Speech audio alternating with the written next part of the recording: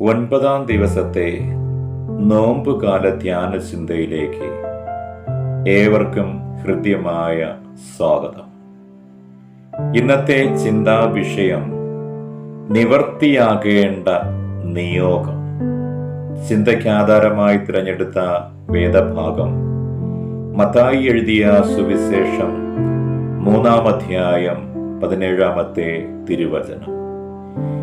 ഇവൻ എൻ്റെ പ്രിയപുത്രൻ, ഇവനിൽ ഞാൻ പ്രസാദിച്ചിരിക്കുന്നു.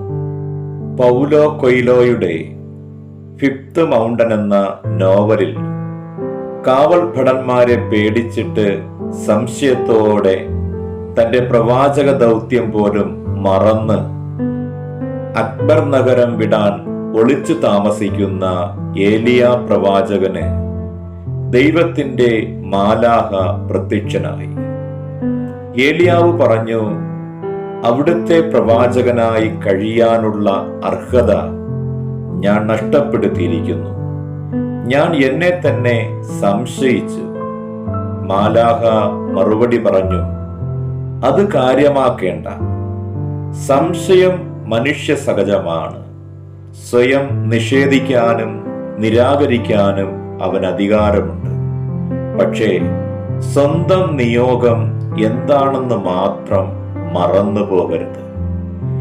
ഇവൻ എൻ്റെ പ്രിയപുത്രൻ, ഇവനിൽ ഞാൻ പ്രസാദിച്ചിരിക്കുന്നു. നിയോഗം ക്രിസ്തുവിൽ ഫലമേൽപ്പിക്കപ്പെടുന്നു. തന്റെ നിയോഗത്തെ തിരിച്ചറിഞ്ഞ് അത് പൂർത്തീകരിച്ച ക്രിസ്തു പറയുകയാണ്, സകലതും നിവർത്തിയായി.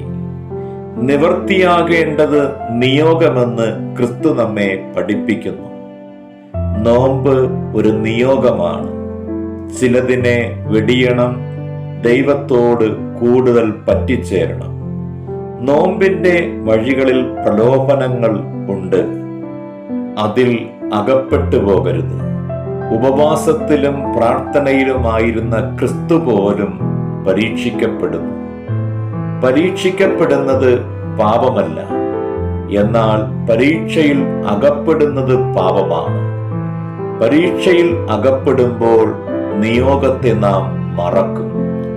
ലക്ഷ്യം നഷ്ടപ്പെട്ടവന്റെ വിലാപം രമേശ് എന്ന കഥാപാത്രത്തിലൂടെ എം മുകുന്ദൻ അവതരിപ്പിക്കുന്നുണ്ട്.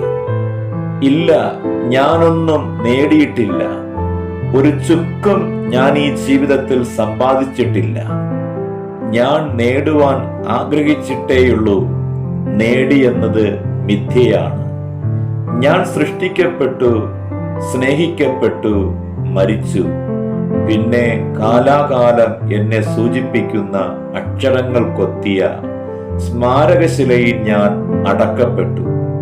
അതിനുമപ്പുറം ദൈവം നൽകിയ നിയോഗങ്ങളിൽ ഒന്നും പൂർത്തീകരിക്കാൻ എനിക്ക് സാധിച്ചില്ലല്ലോ.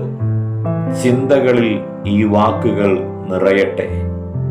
നിയോഗങ്ങളിൽ ഒന്നായ ഈ നോമ്പ് പ്രലോഭനങ്ങളിൽ അകപ്പെടാതെ പൂർത്തീകരിക്കാൻ നമുക്ക് സാധിക്കട്ടെ. ചില പരീക്ഷകൾ നിയോഗങ്ങളെ പെട്ടെന്ന് ഇല്ലാതാക്കും. സമർപ്പണ പ്രാർത്ഥനയ്ക്കായി നമുക്കൊരുങ്ങാം. ഇനിയുള്ള പ്രാർത്ഥനാ വാചകങ്ങൾ കേട്ടതിന് ശേഷം അല്പസമയം ധ്യാനിക്കുക. ദൈവമേ, ജീവിതത്തിൽ എൻ്റെ നിയോഗത്തെ തിരിച്ചറിയാൻ ഞാൻ ആഗ്രഹിക്കുന്നു. നിയോഗ വഴികളിൽ പ്രലോഭനങ്ങളിൽ അകപ്പെടുന്നത് പാപമാണെന്ന് ഞാൻ മനസ്സിലാക്കുന്നു. ഞാൻ ഏറ്റെടുത്ത നോമ്പെന്ന ഈ നിയോഗം ഉത്തരവാദിത്വത്തോടെ പൂർത്തീകരിക്കാൻ ഞാൻ താല്പര്യപ്പെടുന്നു. നമുക്ക് പ്രാർത്ഥിക്കാം. ദൈവമേ, പ്രലോഭനങ്ങളിൽ അകപ്പെടാതെ അവിടുന്ന് നൽകിയ നിയോഗങ്ങൾ ഉത്തരവാദിത്വത്തോടെ പൂർത്തീകരിക്കാൻ എന്നെ സഹായിക്കണമേ. ആമേൻ. സുഹൃത്തിന്റെ വീട്ടിൽ നിന്നും അന്ധനായ അയാൾ യാത്ര തിരിച്ചു. ഏറെ വൈകി. നിൽക്ക്, പോകാൻ വരട്ടെ, ഞാനൊരു വിളക്ക് കത്തിച്ചു തരാം. അന്ധനായ എനിക്കെന്തിനാണ് വിളക്ക്? നിനക്കല്ല, ആരും നിന്നെ തട്ടാതിരിക്കുവാനാണ്. വിളക്കുമായി അയാൾ യാത്ര തിരിച്ചു. ഒറ്റയടി പാതയിൽ വെച്ച് ആരോ അയാളെ അറിയാതെ തട്ടിമറിച്ചു. അന്ധനായ മനുഷ്യൻ കയർത്തു, എന്താ കണ്ണില്ലേ? ക്ഷമിക്കണം, രാത്രിയായതിനാൽ. അതിനല്ലേ ഞാൻ വിളക്ക് കത്തിച്ചു പിടിച്ചിരിക്കുന്നത്. അങ്ങേക്ക് തെറ്റി. നിങ്ങളുടെ വിളക്ക് എപ്പോഴേ കെട്ടുപോയി സുഹൃത്തെ. കുരിശിന്റെ വഴിയിലൂടെ യാത്ര തുടരുക.